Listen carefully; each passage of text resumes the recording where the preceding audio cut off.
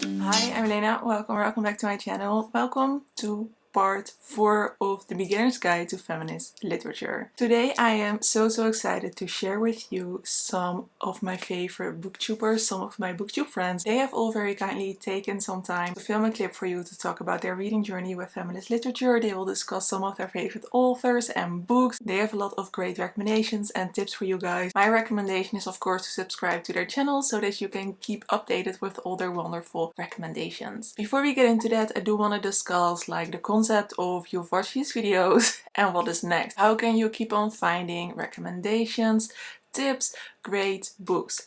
Of course, like I said, watch and subscribe to the wonderful booktubers, but there are also a few, I think, publishers and prizes that deserve a little mention. So of course, many people already know this prize, but that is the Women's Prize. If you really like contemporary and historical fiction, then I would recommend keeping updated with the Women's Prize. Every year they have a wonderful selection of historical fiction and contemporary fiction written by women. One of my favorite is Susanna Clarke, who wrote Piranesi. That is a great prize to keep tabs on. If you really want to read classics by women, there are a few publishers I think you could keep tabs on as well. The first one is Persephone Books. They mainly focus on British and American books. They have some translated works as well, but I'm not that impressed by their selection of translated works. They specialize in publishing books that kind of are forgotten and written by women. I think my favorite of their selection is their Bloomsbury selection, which I'm sure you know by now. I'm a Virginia Woolf fan. She was part of the Bloomsbury group and there were a lot of wonderful women within that group who wrote. Another publisher who does quite a good job with reprinting classics that are kind of forgotten is Virago Press. Publish a lot, but they also publish a lot of classics by women. When it comes to translated works, I think that Penguin does the best job with their modern classics selection. They have a lot of different translated works by women. So those are things you can use as resources to keep on finding new books for you. I will leave links to the website in the description down below, but without further ado, let's hear from booktubers. Hey there, I'm Olivia Savannah here from Olivias Catastrophe, and I really enjoy reading feminist literature. I've read from the classics such as A Doll's House by Henrik Ibsen to A Room of One's Own by Virginia Woolf, and now I'm enjoying some more modern takes on feminism that you can find in young adult, middle grade, adult and non-fiction, such as The Nowhere Girls by Amy Reed and also Your Silence Will Not Protect You by Audre Lorde. And I think the biggest tip that I can give to beginners who are looking into reading feminist books is to not be afraid of non-fiction. Lots of the essays are really important. I think Audre Lorde does it well. And another tip that I would give is to really seek out intersectional feminism, because it's really important for all women to have rights regardless of their skin color, heritage, ability or disability. All women deserve rights, so make sure you're reading intersectionally when it comes to feminism, because there's a whole lot more to learn there. And if you do find non-fiction intimidating, and if adult works are not really your thing, don't be afraid to delve into middle grade and young adult. They've got some brilliant books which are also feminist, which can also teach you a lot, even if they're for a younger age audience than you might be intended for. And that's what I have to say on that. Hello everybody, my name is Sarah from the channel Sarah the Dreamer, and today I wanted to talk to you all about a subgenre of feminist literature that I absolutely love, and that is feminist fantasy. Feminist fantasy has been gaining so much more popularity in the last couple of years, and because of that we have such an abundance of series and standalones to pick from, and that makes me so incredibly happy because I just love to read about amazing female characters and queer characters just kicking butts in their fantasy world. There is just something about these stories that I absolutely adore, because not only I can connect with the characters on such a deep level and I understand some of their struggles, but also it provides me with the escapism that I love in fantasy. And today I wanted to talk about a series that I personally think is a hidden gem into the feminist fantasy genre, and that series is the Graceling series by Kristin Cashore. This is a YA fantasy series that I have read for the first time when I was 14 years old, and I have been obsessed with this series ever since. So it has truly, in my opinion, passed the test of time. And one of the main reasons why I enjoy this series so much is because it takes place into a very wonderful fantasy world, and in each book we actually focus on a different main female character, And all of these protagonists are so different from one another. They have all of these different challenges. Another thing that I really love about this series is that there are so many different female characters who all play very different roles in society. Some of them are queens, some of them are princesses, some of them are criminals or soldiers or mothers. And I love that these roles are challenged but also all given importance. And I also really love all of the relationships that we have in these books between female characters and also with male characters. I think all of them are just so well executed and well done. The friendships in this series are truly so heartwarming and they make me so happy. So yeah, if you want to read about amazing female characters and great world building, and if you want to have this nostalgic YA vibe, then I would definitely recommend the Graceling series. And I feel like not enough people are talking about these books, and like I said, this series is just everything to me. It is amazing, so I hope that you pick them up, and if you do, I hope that you enjoy them. Hi, my name is Petra Yu, and Milena asked me to talk about my favorite feminist authors. I thought it would be interesting to look at Victorian era because I love Victorian books, meaning 19th century British lit. And there is actually reasonably many proto-feminist authors and books. Of course, Jane Eyre is an incredible example for that. There is religious undertones, but there is also the strength of Jane Eyre and how her morals and her insight drives her to make decisions that don't feel the best for the reader, but are actually coming from her heart. There is also George Eliot. She has such an incredible female characters, and she's also such an intriguing person as a writer and as a human being. I would say like Danielle Deronda has some amazing complex female characters that make you infuriated but also make you think. But we also have men that wrote women quite well. I would recommend checking out George Kissing. He isn't the most well-known author, but he wrote amazing books like The Odd Woman that focuses around women that have decided to stay unmarried, and those characters can be treated quite badly in a Victorian literature, but George Kissing gives them such a good storylines, and they are strong, independent. They talk about how they want to exist in a society without men. Yes, I would highly recommend George Kissing. He also talks about class and poverty, but I would say like The Odd Woman is one of the most proto-feminist classics that I have read from Victorian authors. And of course we have women writers like Elizabeth Gaskell, but I would highly recommend checking out George Kissing. Hello, I am Valerie from Thornfield Books, and I am still relatively early on in my feminist literature journey. I studied English at the university level, and I definitely didn't get as much exposure to feminist literature as I would have wanted, and so now I'm sort of at a place where I am seeking out those books for myself, particularly when it comes to intersectional feminism, and I myself am a beginner. But one tip that I have, I think, is just to research what you are interested in. For example, I said I'm interested in intersectional feminism, and so I've been searching for books within that category. So I would say if you are starting out, just find what you're interested in and find books related to that. I think that's a great way to start, especially for those of us that are early on in our journeys. Hi everyone, hope you're all doing very well. I am incredibly happy and grateful for being here. Thank you so much to Milena for inviting me to this amazing series of videos that she's creating. I would also love to give you some recommendations of authors or books that I absolutely adore that fit the feminist theme quite well in my opinion. So let's get my obvious choices out of the way first. The first one maybe you could spot in the background, but it is of course Juliette Marillier. She instantly became one of my favorite authors, and one of the biggest reasons is precisely her female protagonists. They all have quite different strengths and flaws as well. They feel like very realistic characters to whom you could perfectly relate to, no matter how powerful they might seem. Above all, these are women struggling with their situation and failing over and over again, but never giving up despite that, and they are incredibly inspiring. And my other obvious pick is of course Anne Bronte, which unfortunately wasn't able to write a lot of books, but she did leave us with The Tenant of Wildfell Hall, which is one of the greatest novels. It is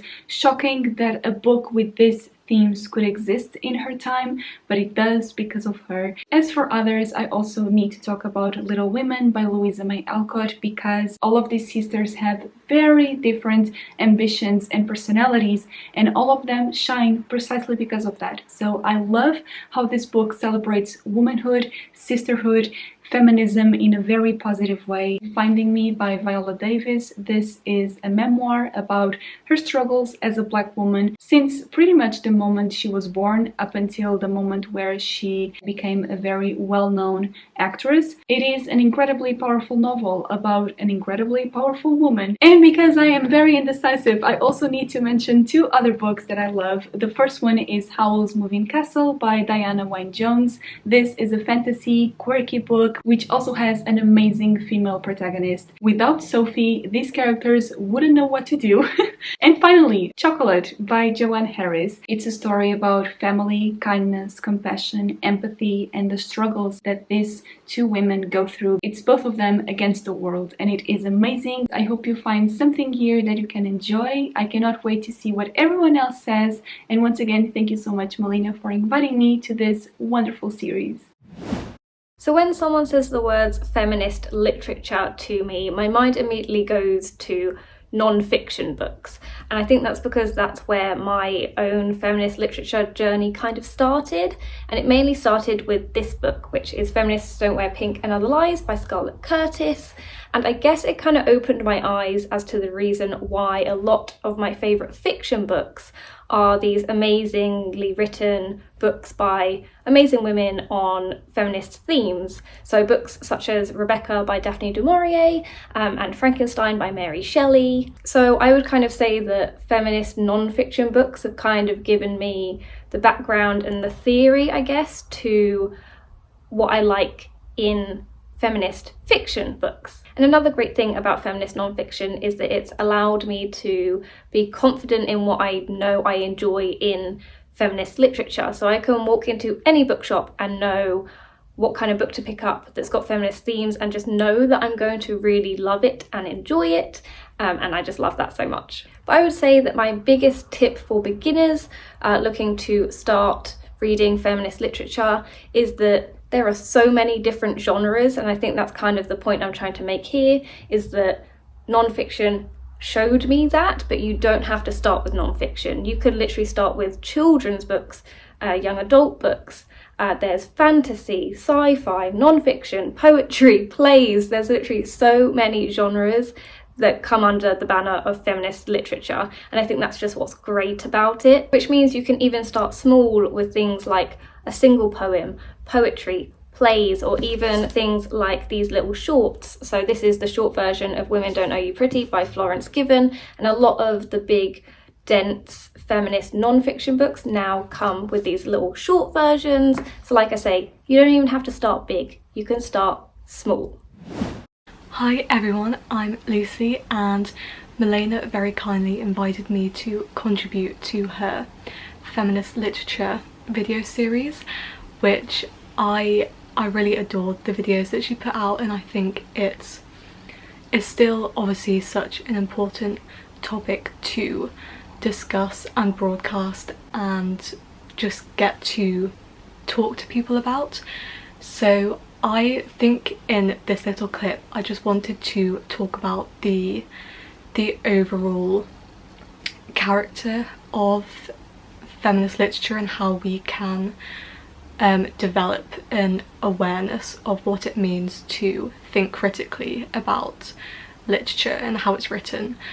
In one of Milena's videos, she was talking about how when she studied literature, she was really aware of the male-centric perception that was imposed upon the books that were being studied, and I totally relate to that. I think it's something that, even though it is getting better, you can still feel the inequality. When I studied English literature at university, there was definitely a lot more focus on women's literature. There were whole modules dedicated to women's literature, and there was always a focus on interpreting the books and the text through a feminist lens. What I think is really great, and something that I've noticed within publishing, is this dedication to retelling classics. It does signify this awareness and this growing sense of responsibility to recognise how literature in the past has been suppressing and oppressing certain people and certain voices.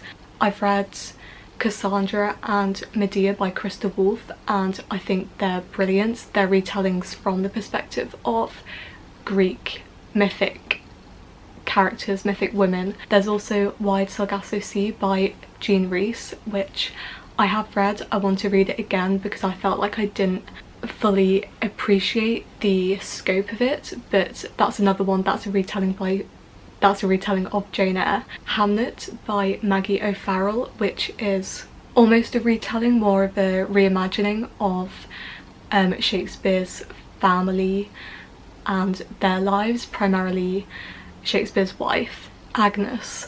So those are a few that I recommend, but there are so many more, and it's really great to see that, because it's not only in the regained autonomy and this sense of empowerment which comes from retelling a classic which was for the most part written by white British men. You have that sense of autonomy because you're retelling the stories from people who didn't get a voice. That is such a powerful thing in itself, but I also think that this trend almost of retelling classics, it allows us to develop a more conscientious lens and a more conscientious perspective when we read classics and when we read books that aren't written by women. I think it's not only in the physical eminence of new voices, but is also in the broadening perspective that it gives readers. So I think that's a really positive thing that has been happening, and I believe it will continue to happen.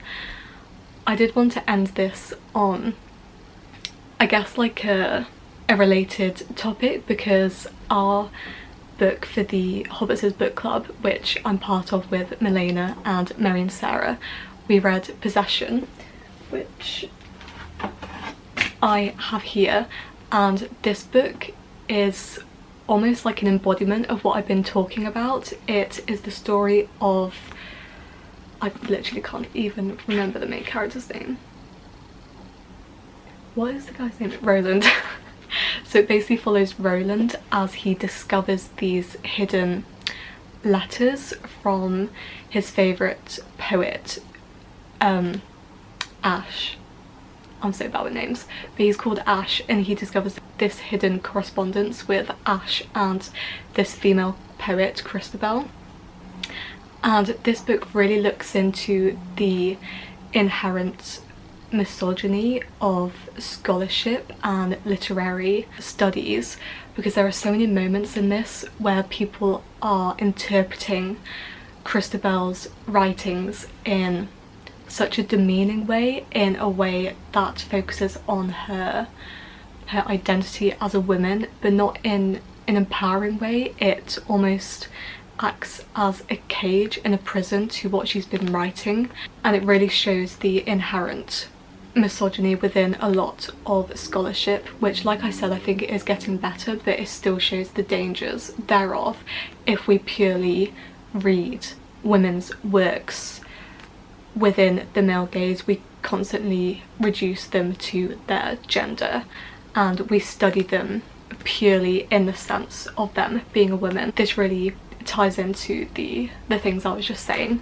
But yeah, thank you so much, Milena, for letting me give something to your video, and I can't wait to watch everybody else's clips and hear them discuss. Thank you so much, my lovely friends, for taking the time to do this. I really appreciate it. And you, thank you so much for watching this video series. I hope you have enjoyed it, and again, please subscribe to their channels as a way to keep engaged with feminist literature and with books in general. If this is the first video you have clicked on, part 1, 2 and 3 are linked in the description down below. For now, I hope that you have a lovely, lovely day or evening, and I hope to see you in another video.